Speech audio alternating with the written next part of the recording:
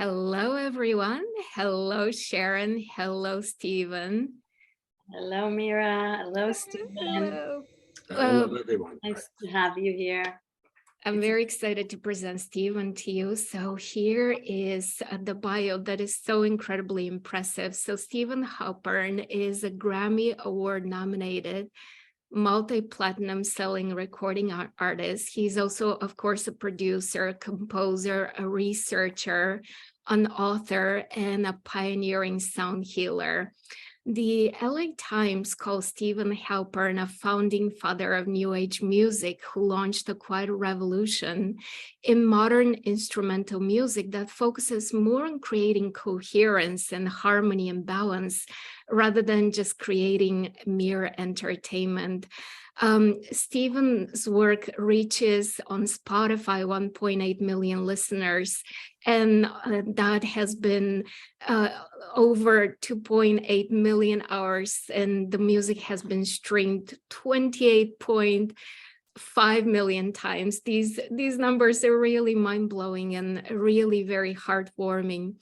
And Stephen introduced cymatics to America, and cymatics is the study of visible effects of sound and vibration. And that's also the key reason why he wrote Tuning the Human Instrument in 1977, when actually the field of sound healing did not even exist back then.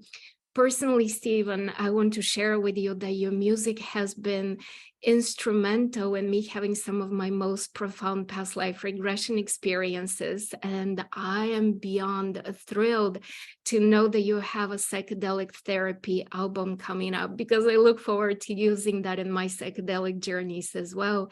So thank you for being with us and welcome. Delighted to be here with you. Wow. Quite an introduction. Yeah.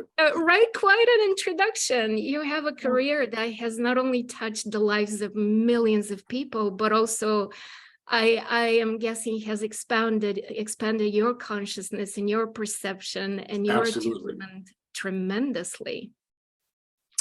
Yeah, I've been working on my memoir as well as the new album, Psychedelic Therapy Music.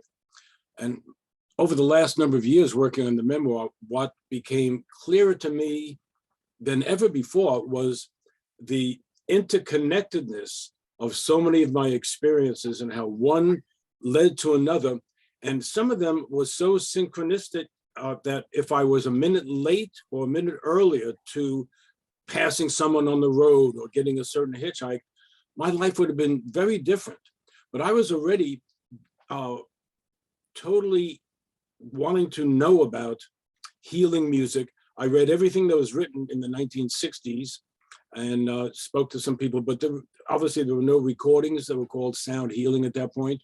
But I did see an image in Carl Jung's book on mandalas about cymatics, but then there was nowhere to find out any more information.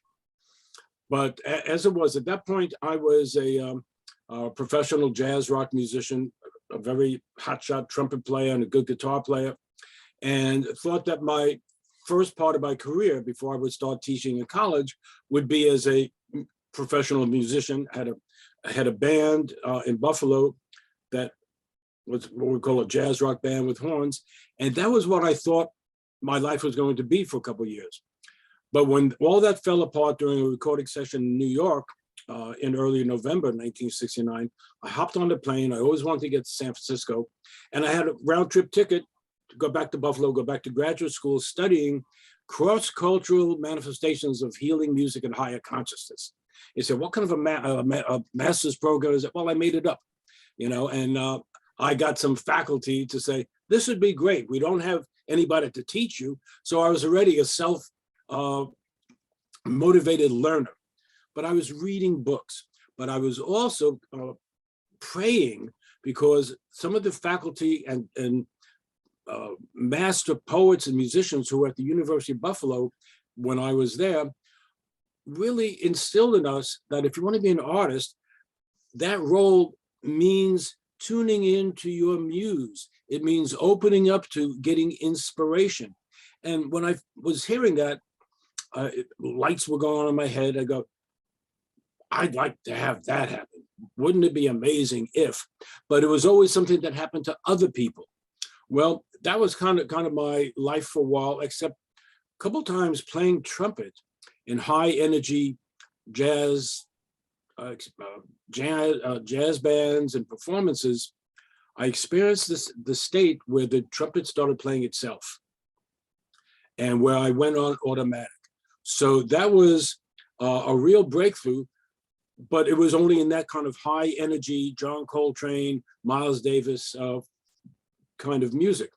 I get to California, and making a long story short, I wind up in a sacred redwood grove on the way to a William Blake museum. I get taken out of my way and I have a very deep meditation where I start hearing this music. And I had met by accident a staff member at the second leading Human Potential Growth Center in Northern California at that time, where the people who had given me a lift said, they are studying the kind of things you are into. You ought to go visit them. Forget about William Blake. And he said, are you the guy who is applying for a staff position at, there's like the Little Esalen, which was the leading Human Potential Center at the time, still is. And I said, no, but if you're offering, I'll take it. And that's when he said, well, come back and meet the staff in a couple hours. You could hang out down the road. And that's where I had my experience. And for one of the very few times in my life, I heard a voice saying, or that thought form came in and said, what I was hearing was just so beautiful and so uplifting and so magical. Said, this is the music that you've been seeking to hear, the kind of music that would be healing in the 20th century to go back and manifest what Edgar Cayce was talking about in ancient Egypt. So I was already into past lives and reading about it, had not really had any experience on that. And I go into in my memoir some of the other experiences that led up to that. But suffice it to say, I come out of the meditation, I see the sun is going down, I'm supposed to meet the staff, I go to the wrong building. And no one's there, but there's a piano. And I sit down and I go into trance and I start playing this new kind of music. Now, I had played piano a little bit, but it wasn't an instrument that I was professional on. And after about 10 minutes, I hear some noises and there's 10 people in the room doing meditation, doing yoga, just lying on the floor. And they said, who is this guy? Where did he come from? And how did you learn to play that music? And that was my introduction. They said, would you like to be on staff? Hire him. And I go, I have a graduate program and a fellowship back in Buffalo. I have a band, all my friends are there. And I did that leap of faith and said, I'm taking the job. I said goodbye to Buffalo, lost all my clothes, my recordings, and many other things, and started over, literally with the clothes on my back. But I had my guitar and my trumpet, because I flew out to California when you were still allowed to take a guitar on an airplane, and a trumpet in a case. You know, they didn't search everything, but I had no contraband. And that was how I started playing the music. But where I was, and this is part of the story that leads into the next part, two of the presenters were world famous scientists, Dr. John Lilly, who's famous for his work with dolphins and ketamine and altered states of consciousness, and Dr. Stanley Krippner, who done dream research. And I had read his book back in Buffalo, so I knew who he was. Here they are, and the staff says, listen to this guy's music, watch what happens. And everybody goes into meditation. And they say to me, each individually in 2 sequential weekends, what we see is people having a subjective experience of relaxation meditation. If you want to be accepted or taken seriously as composing a new genre of music that produces different effects than the usual entertainment music or the psychologically emotional music of classical traditions, you need to prove it. You need to do biofeedback research. And I go, I just got out of college. I just dropped out of grad school. I don't have any money. I don't have access to biofeedback equipment. What am I supposed to do? And Dr. Krippner says, I am the new director of a new program that's starting up at, it's called the Humanistic Psychology Institute. And we would love to have somebody like you do research on the healing powers of sound. In fact, if you apply, I'll guarantee that you get in. So several months later, I apply without going into all the other things that happened. I get in, and I am one of only 2 people of the 100 people in our class that was doing research. And Dr. Krippner introduced me to a couple of research associates. I also connected with Dr. Marcel Vogel, who's been very famous with crystals, with Itzhak Bentorf, who wrote the classic book, Stalking the Wild Pendulum. He was one of my personal mentors. And we documented some of the effects of sound on chakras with Itzhak Bentorf's proprietary medical apparatus that he invented. No one else had this, and he allowed us to use it. So people say, well, on your Chakra Suite album, how do you know that the keynote of C goes to the first chakra and the keynote of et cetera, et cetera? You know, D is the second and so on up to B at the top of the head, because we had scientific proof. It wasn't just a belief system. And then instead of just checking brain waves, I am introduced by Dr. Krippner, another one of my mentors, to Kirlian photography.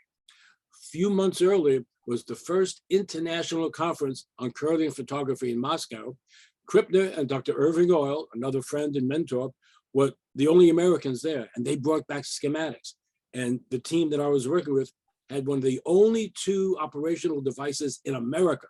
I mean, so what are the odds of this graduate student with no money getting to the state-of-the-art research apparatus? We did the research and had phenomenal results, blew classical music away. The difference in the evoked relaxation response and the healing response and the aura in the human biofield was so profound. One of the researchers said, this is no longer just your graduate project. This is your life. So that said to me in March 1973, which is approaching the 50-year anniversary right now, which I realized about a month ago, what do you do with it? So I took this information to the media and they said, so what? You know, we don't know what brainwaves are. We don't know what an aura is. We don't know what Kirlian photography is. Go away. I didn't have an album then. I just had some cassettes and reel-to-reels that I made on my own. Well, that research is now understood as being breakthrough landmark research that started off pretty much everybody else in the field. Some people have tried to take credit for it or ignored it, but that's the research that really started putting the field of sound healing on a scientific basis. And when I was invited to speak at the first Festival of Mind, Body, Spirit in London, is where I met the Oscar and some of the other people who worked with the Dr. Peter Guy Manners working with the cymatics imaging. And I said, well, this, when I'm talking to the media, instead of just saying, here's an album and it's going to affect your, you know, your aura and your energy fields, I said, we can't see energy fields. Show us something we could see. I see cymatics as this is proof that sound matters, that sound can move physical matter, not just, you know, energy, et cetera, et cetera. And it's far beyond just the entertainment response, but now what we might call is the entrainment response, setting up harmony and tuned oscillating systems in the body. This is part of what Itzhak Bentorf wrote about. And that's why also, of course, going to the media, they said, well, you have a record, big deal. Even though I was the first independent artist to come out with a record and take it nationally of meditation and healing, they said, come back when you have a book. So I'm not going to wait around for a publisher. I'm an Aries guy from New York. How do you make a book? Okay, so I wrote it, went to Kinko's, you know, the quick copy shop, got them to put together books, went to the media, they said, oh, now you have a book. Now I'll have you on. And that was how I became the first person to speak publicly on radio and TV and the press about sound healing, the healing powers of sound. And then it was like, by the way, I have music that does things that other music doesn't. And I was pretty much in a different city most every weekend for about 35 years, a real road warrior. And it was just me. I had no roadies. And I would often do my own PR. I'd call up the local radio station. Hey, I've been hired by the Unity Church to do a concert and workshop. I'd like to have an interview. How about having me on your TV show? And I didn't know how to do any of that, you know, starting out. But I will also mention this. Early on, when my first LPs were delivered to my little cottage that I was in, I gave out copies to all my friends. So I had 975 left. And and they weren't leaving. And I had a meditation that said, either learn about business or starve. And that was one of the only times that I had this thought from that. I actually kind of heard the words inside my head. I go, well, I'm a child of the 60s. The world of business is anti-consciousness, it's anti-spiritual, but that was the beginning of the win-win philosophy, and that you could do business in a spiritual way. So that was my entree, and I hired people, most of whom weren't nearly as good as they said they were. And at a certain point, I started really learning how to communicate and how to write ads. And that included writing articles. I wrote more articles in all the New Age journals than everybody else combined. And nobody knows that because, only some people would read New Age Journal or East West Journal or Yoga Journal. And over the last couple of years, I found my copies of the magazines and clippings that I didn't even know I had. So this was a kind of a revelation to me. I go, well, this deserves to be made public and not kept a secret anymore. Now that we have Wikipedia, they don't list any of these things. So I am the historian of my own career, a career that didn't exist before I started doing it, and getting invited to all the major mind, body, spiritual conferences, because I was the only one who could talk about it, give scientific aspects for it, and then do a concert to demonstrate and have people have the experience of entrainment, of harmony, of inner peace. What an extraordinary adventure. That's exactly it, yes. Right, the adventure of a lifetime, truly, truly living life to the fullest. This makes me wonder on a personal human to human level.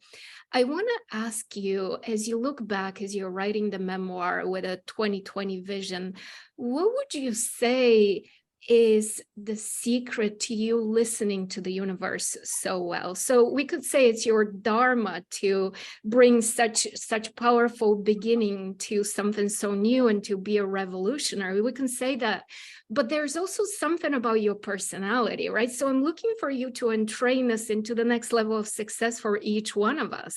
So teach us, what is it about you that allows you to hear the next flow, the next note so well? Well, some of this is what I came in with, and some of that is because of the work I've done in past lives.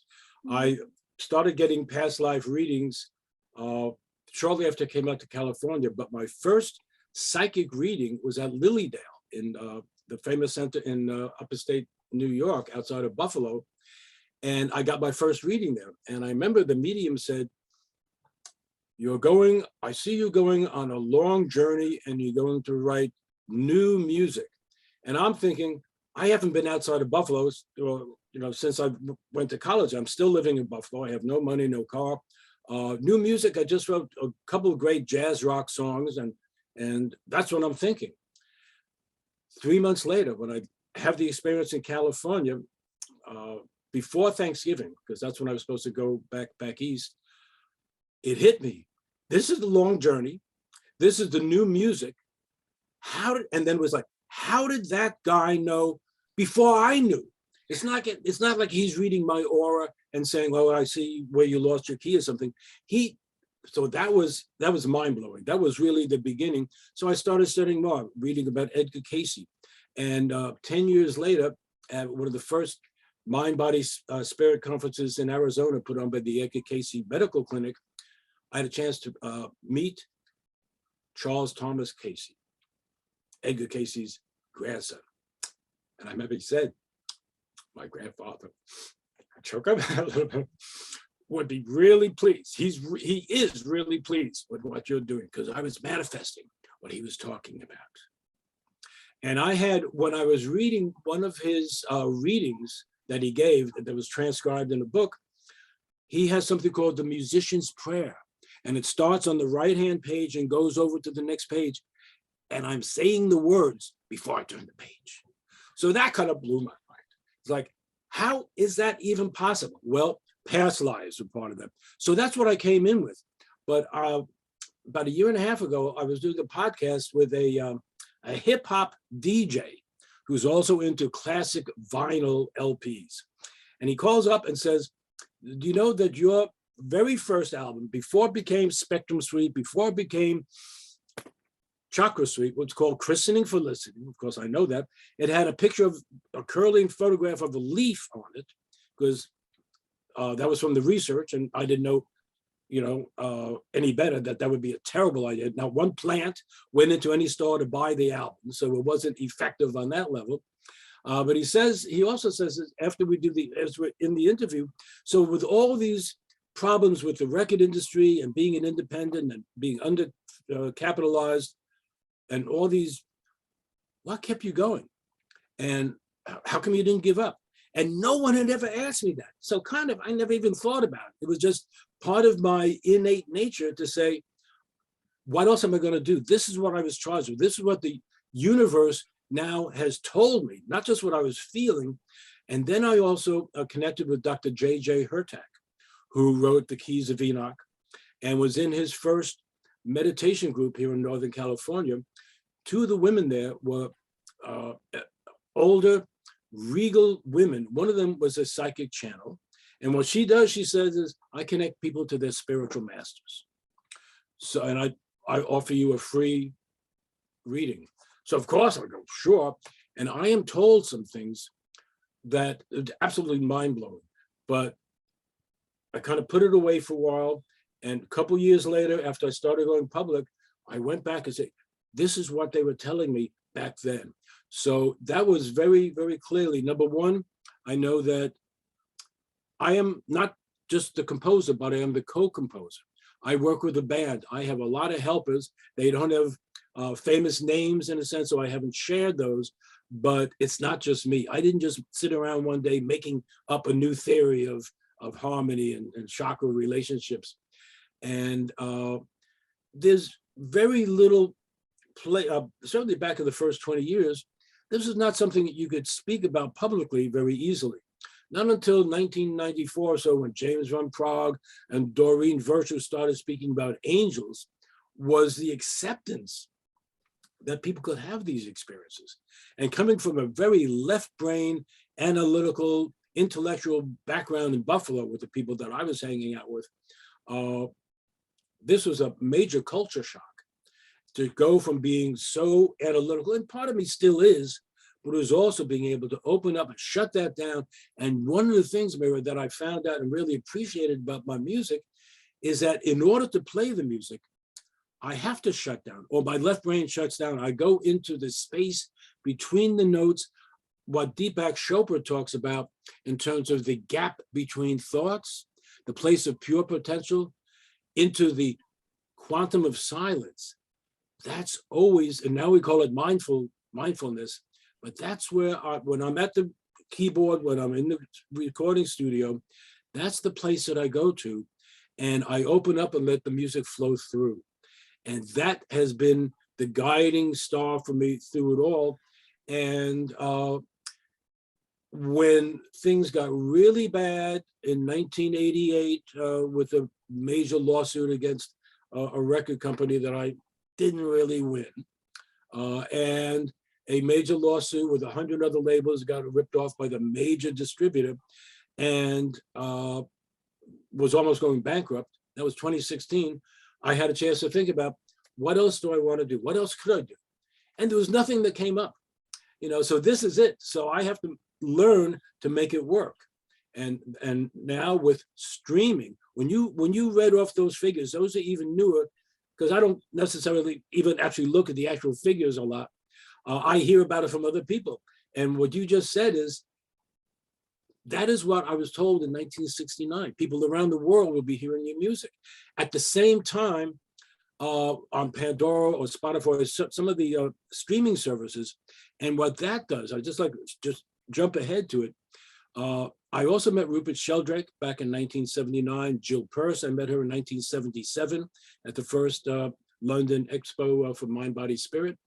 And because so many millions of people have gone into a meditative state that has their brainwaves shift into a high coherence, balanced state at the same time, when people hear my music, particularly the first chakra keynote C of chakra suite, they are all going into the same kind of coherent brainwave state, meditation state, without knowing that millions of other people are having it. And because there's millions of other people, that is a manifestation of what Rupert Sheldrake talks about in terms of morphic resonance. I call it an audio morphic resonance or musical morphic resonance. In other words, because so many people are having the same experience, that sets up a resonant field on the planet that people who are not even listening at that point kind of are affected by and benefit by.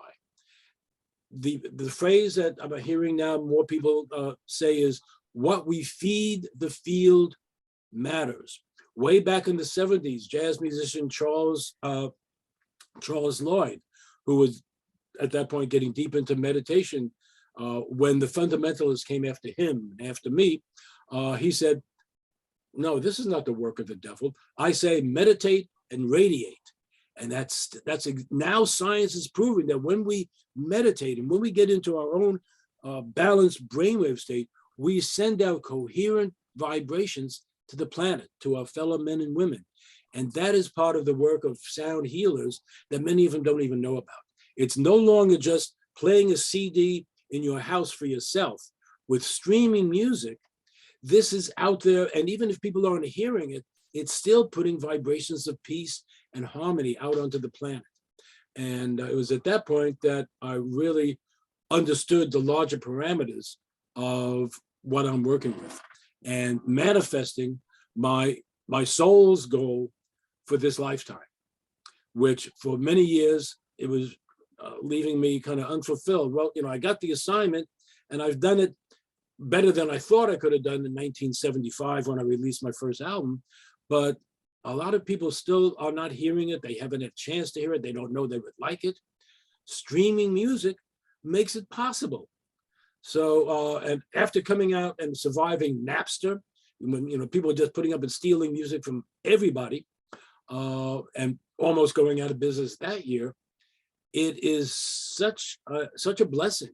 And of course, the difference for me, and you opened up speaking about entertainment and entrainment, and I'll just get back to that. I'm not saying entertainment is bad. I used to be an entertaining musician. I had to learn some of the things to do on stage to get the music across, which included learning how to make faces when you're playing guitar, or how to stand when you're, and you see this on The Voice, where they are taught, how to turn when they sing a certain phrase and how to move their eyes when they do this.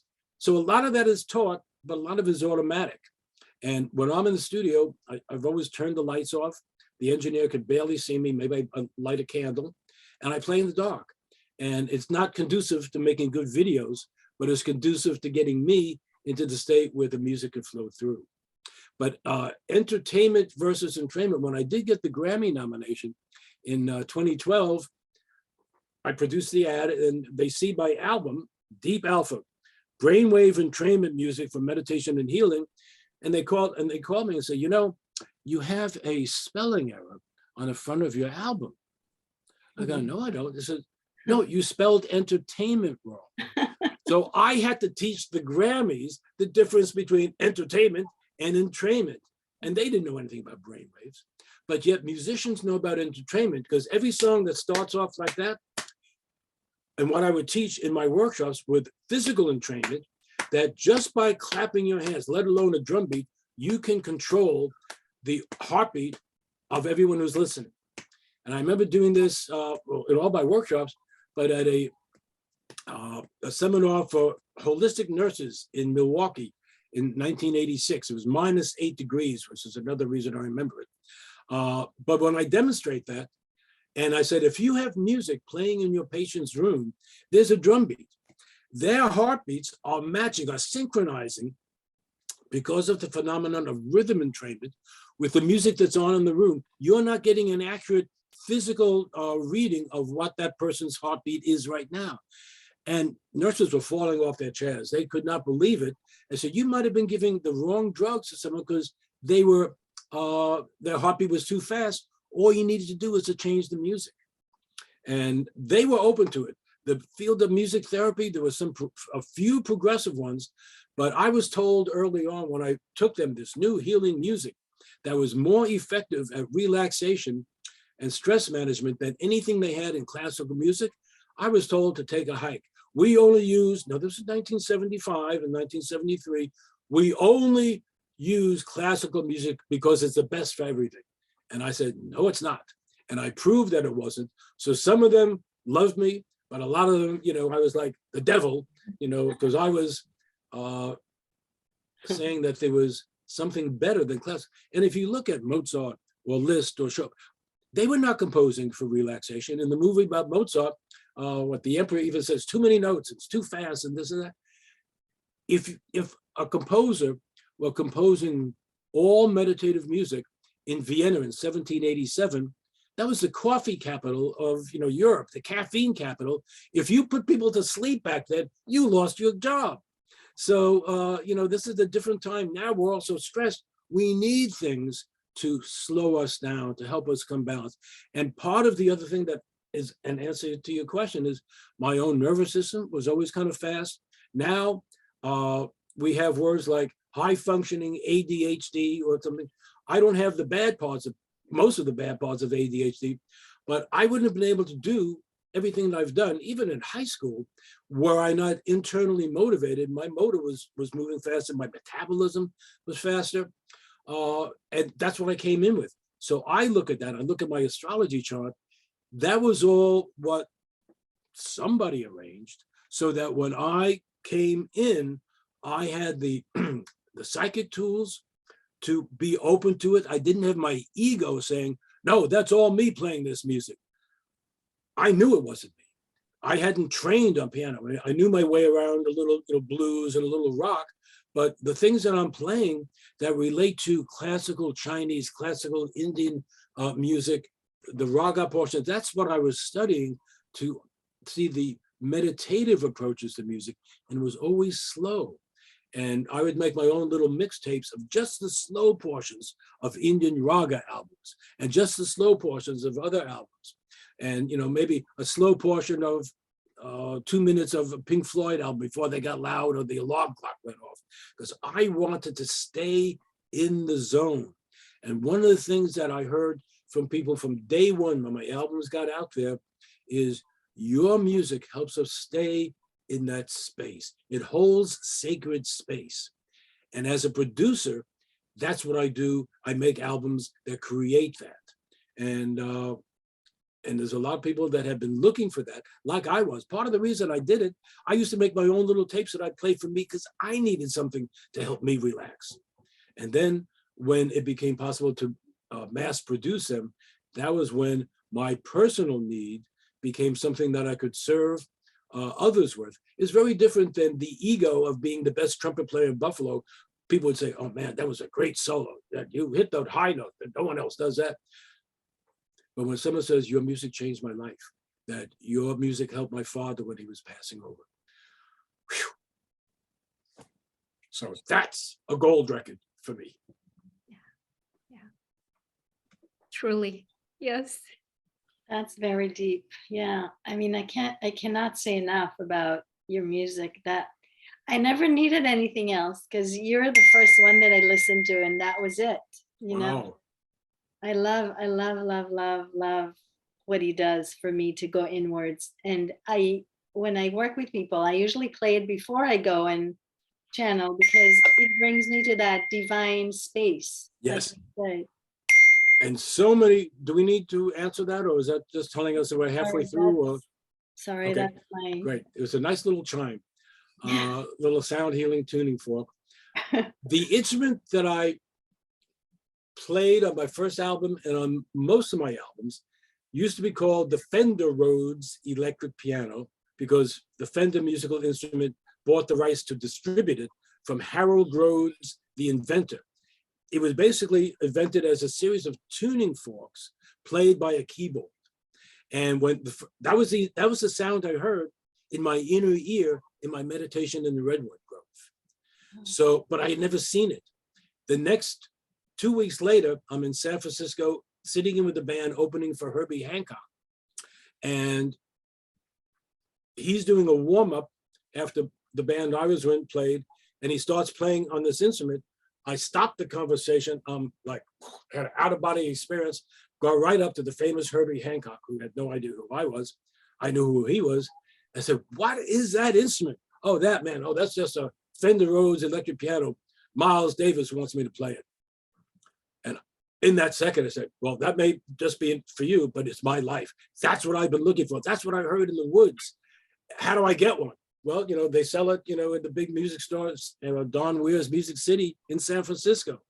Went right on down there, sold my second trumpet, sold my second guitar, and got my electric piano. That was what I would take to the concerts. And that was the sound that some people said, all New Age music sounds like that. It was designed as a healing instrument. The same reason that so many sound healers use tuning forks and crystal bowls and Tibetan bowls. The tone quality has, in fact, if you think about Tibetan bowls, I usually have one here. I had to restructure the room, but bong, it hits a crystal bowl has one tone, ooh, you make the chime, ding, ooh. But a Tibetan bowl, when you hit it, even if you just hit it, forget about making it sing, just hitting it, it'll go wow, wow, wow, wow, wow. And what is that doing? And I never heard anybody discuss this before I was pointing out, that is an organic, natural brainwave entrainment device, because that is putting you into theta, just hearing that pulsation. And not all bowls are created equal. Some are much better than others. It's a luck of the draw. I used to go to stores and I'd play every one. And people say, well, you hurry up and make a decision. Until I found the one that I had like an out-of-body experience with. I said, that's the one for me. It's the same way that people will put their hands over crystals and say, oh, this crystal spoke to me. And I remember when someone said that to me the first time, I said, come on, no crystal ever spoke to me. That doesn't happen. And then it happened. And it just about leaped into my hand. And it was like, you think about your life and it's like, well, that's a paradigm shift. How could that happen? Well, as you start attuning to the energy, it happens.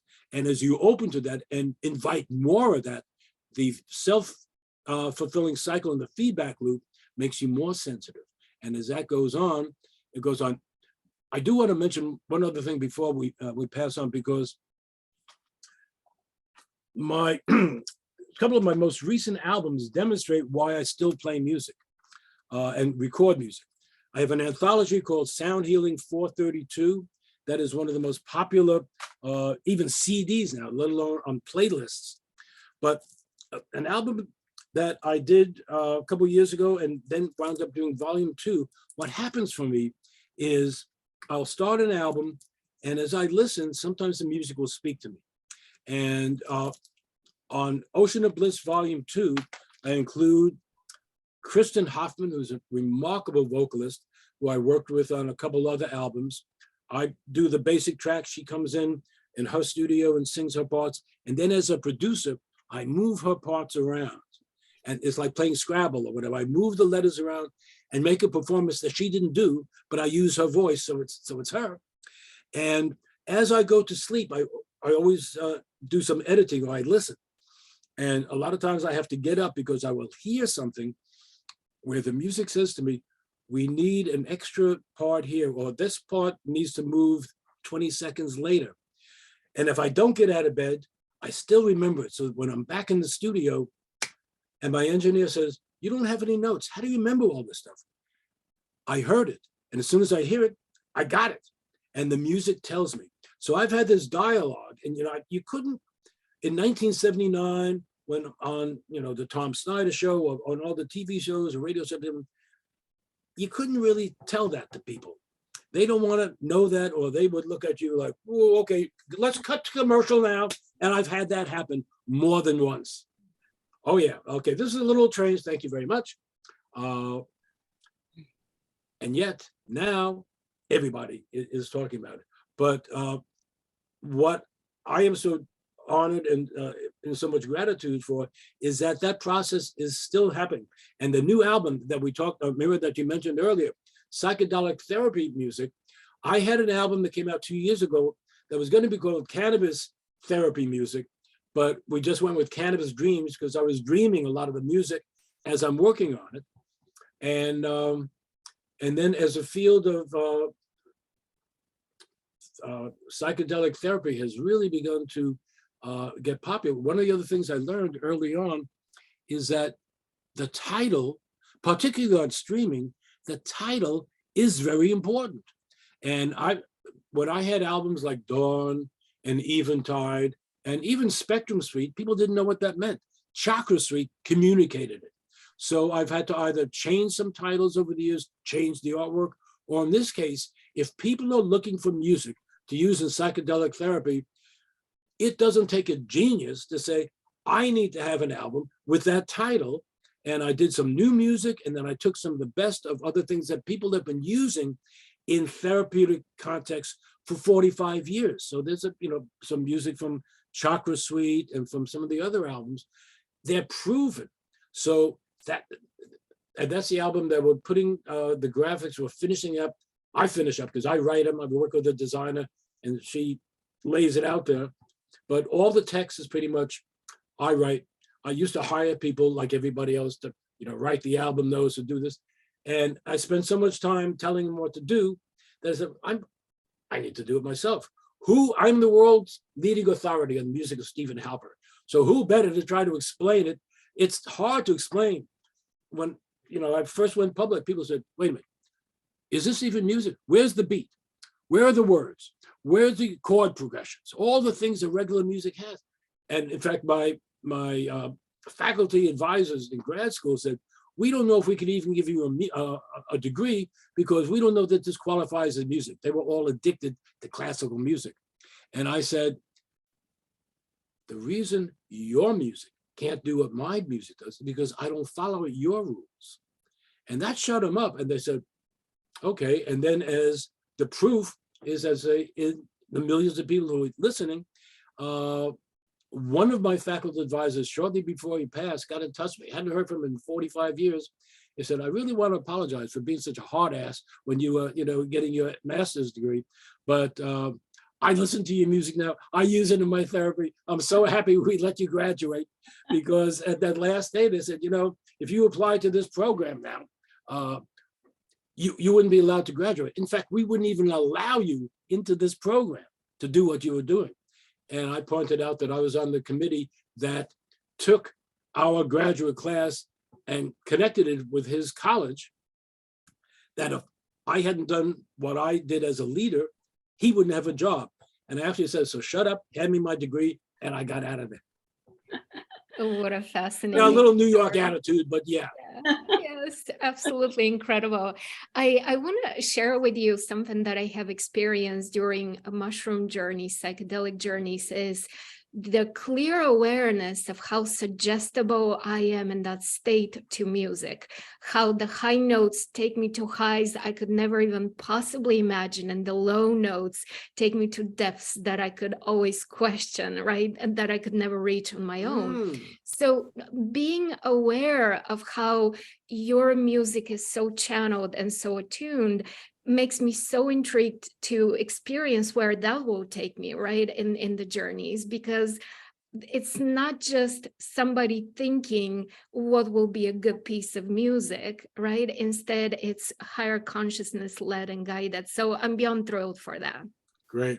One of the other things that I learned early on, and I was the one that put this statement out into the world before other people took variations, again, popped into my head, music is a carrier wave for consciousness. And I heard that because Dr. William Tiller, at one of the first conferences on mind, body, science, and spirituality, was talking about quantum physics. And he talked about electronic signals and how you put a carrier wave over that. I said, well, that's music. Music and your emotional overlay or your spiritual overlay, your vibrational overlay gets transmitted to the audience. Dr. John Diamond went public in 1975 using muscle testing to show that the musician's psychological state, if they were tense, they could play a beautiful melody or a scale, and if their energy was wrong, it would be weakening. But if they were putting love out, it would have the same notes, it sounded the same, but it was a different energetic experience. And that became essential to my recordings. That if I was stressed, or as what happened one time, my car was hit in a parking lot on the way to the studio. I said, well, that's just the car. I'll go and do I recorded an album that day. Everything sounded fine. The energy wasn't right. So I went back and my business manager said, you did an album and you erased the entire tapes. No one else would know. How could you waste all that money? And I said, shut up. I would know. And it's my responsibility to myself, to my audience, and you're fired. So, I got to work with people who understood the integrity that goes into, and the integrity and the high level of responsibility one has as a sound healing musician to put out the best, the highest and the best for the audience. And that's part of what Edgar Cayce was talking about in his musician prayer. The book, I think, is called Music as the Bridge. Very hard to find. When I found it in the Edgar Cayce Library in Virginia Beach, they said, we don't have that book. I said, but I read it. And we went to the library, we couldn't find it. But I said, but I know I read it. And finally it was found. It's a little tiny book. It was sandwiched between something that we didn't even know we had that. So I got to reintroduce that. And when I would do workshops, I said, you have this in your library, but you didn't even know it. So that's been part of my Dharma also, to bring that up. And when I was in Egypt in 1980 and 81, I had some experiences there that also reawakened memory banks and past life memories. And at the temple of Abydos, we were on a tour, and somehow I went left when everyone else went right, and I vanished somewhere. I went through a gate that doesn't exist, apparently. And at the end, when the tour bus is leaving, they couldn't find me. I was out behind it where there's like Stonehenge, huge megalithic blocks that are not part of the Abydos temple, that are, at that point, 1980, were not accessible to the public. So nobody was looking for me there. I went out there, went immediately into a past life meditation, and I am there, and it's getting dark, and they had locked the iron gates. The bus had left, and I'm going, this could be a very interesting evening. Luckily, one of my friends on the bus started hitting the bus driver, says, he's got to be there. You got to turn around. You can't leave him there. And then I got arrested by the cops. How are you there? We got to arrest you and you'll be in jail. Don't arrest me. Just let me leave. Thank you very much. And I got unarrested and was able to leave. But those are some of the things that would happen in Egypt that didn't happen to anyone else on my trip. So, what happened when I was in meditation there? Good things. And that awakened things that I'm still awakening to. Fascinating. I can't wait to read your autobiography. Very Me too. So it's getting close. But Mira, what you said is, I will get you a copy of the new album so that you can use it before it's out there. And I'm very interested in getting your feedback on it. Absolutely. And, I would love that. I would love that, because I use the journeys in a very specific way for healing. So being able to work with the music will be very exciting for me. Excellent. Yeah. Thank you for that. Thank you for that. I look forward to sharing with you. Right. Yeah. And there are so many other therapists out there. In fact, one of the other reasons that I did this album right then is on another album that has been out there now for a couple of years, my Om Zone 432 Hertz. The first track and a couple other tracks feature wonderful vocalist, sound healer, chant master, Sylvia Nakache. And that track, when I looked at my YouTube channel, had like 10 times more views. It was, at that point, it was like 50,000 compared to other ones that only had 5,000. I'm going, how is this possible? So I asked him, he says, well, the people in the psychedelic therapy movement use a lot of her Indian ragas. So I didn't know that. And somehow they heard her on my album, and that was what that was. Well, if that's the case, since people from 1975 and even before I had an album were hiring me to play live in therapeutic sessions, then again, that's another reason I need to get this album out there. And so she's on the Om Zone album, and you'll hear some other wonderful things on the new albums as well. Amazing. I'm very excited. Thank you. And so, Stephen, as we wrap up, I would invite you to tell the audience anything that you'd like to share. If there are any courses you're giving, if you're going to be on any kind of expos or anything that you'd like to share with us, except your beautiful music. Sure, thank you. I am on some Zoom sound healing panels. I'll be in person at the new Living Expo here in the San Francisco area in April. I won't be at the LA Conscious Life Expo, unfortunately, but I had been at all the expos. In fact, I was the first sound healer at the first expos, and all of them in New York and in all the other cities when they were in other cities. So I've done that a lot. A lot of my work now is done online. There'll be a lot of teaching in the memoir, and on my site, there are a number of articles that I've written over the years. I was writing a monthly newsletter, and a lot of the articles I will start republishing once my book is out, that you could link to for information on morphic resonance, on entrainment, on why sound and the chakras, and why Itzhak Bento's work is so relevant now. Most people, in the early part of my career, I can mention his name. People knew his book, Stalking the Wild Pendulum. Now nobody knows. So I am introducing and honoring my mentors, because my work stands on the shoulders of others, just as a lot of people who used to sit in my workshops are now out in the world doing their own work in sometimes similar fashion, sometimes taking other places, but they were all in my work. A lot of them were in my workshops, and that's part of my role as Johnny Appleseed, planting the seeds and getting the information, because there's so much of a need for it right now. One other thing I would say, with what's going on right now in the world, with the murder of Tyree Nichols in Memphis, I was noticing this, and last night as I was channel surfing, I was wondering, will anyone talk about the PTSD that is going on, not just for the family, not just for the people in Memphis, but if you watch the video, but even if you didn't watch the video, because we are all tied in vibrationally. Yes. As physics is teaching us, as Dr. Larry Dorsey has a book called One Mind or One Brain, we are all connected. Even if we try to consciously not pay attention to that, we are all getting hit with some subliminal PTSD. And Laura Coates, the anchor who had this on, brilliant CNN anchor, also said, for us who are reporting, we have to watch this. What is that doing to us? Right. And that more people need to be asking, and that's where sound healing can be so beneficial, because it happens below the mind.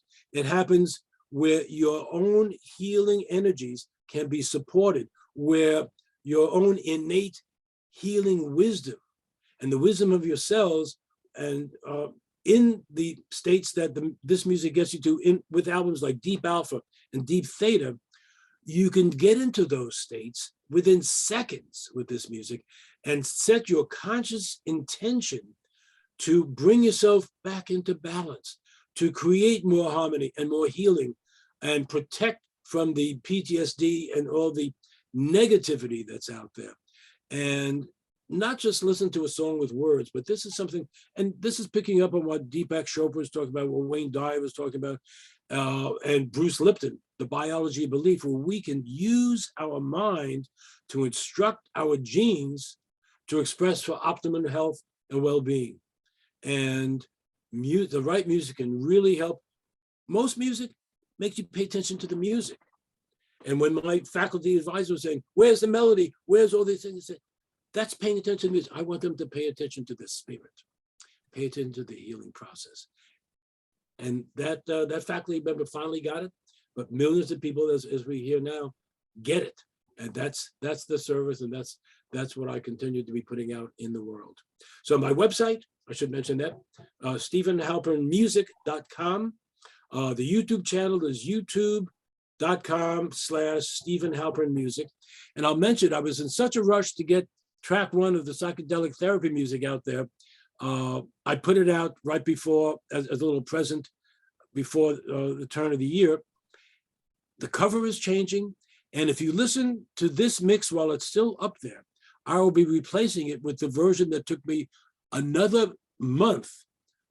I'm in the studio every Friday, and we spend at least an hour where I am fine tuning in and micro producing, where I'm adding little extra touches and little extra spaces.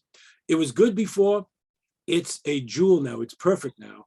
And when you hear it right from the beginning, you can feel the uplift and you can feel the energy. So I know that I was getting some help in encoding that and recording that onto the computer, onto the CDs, onto the digital. And that's the amazing thing, that this spiritual healing energy is transmitted through electronics and digital technology. I mean, who knew?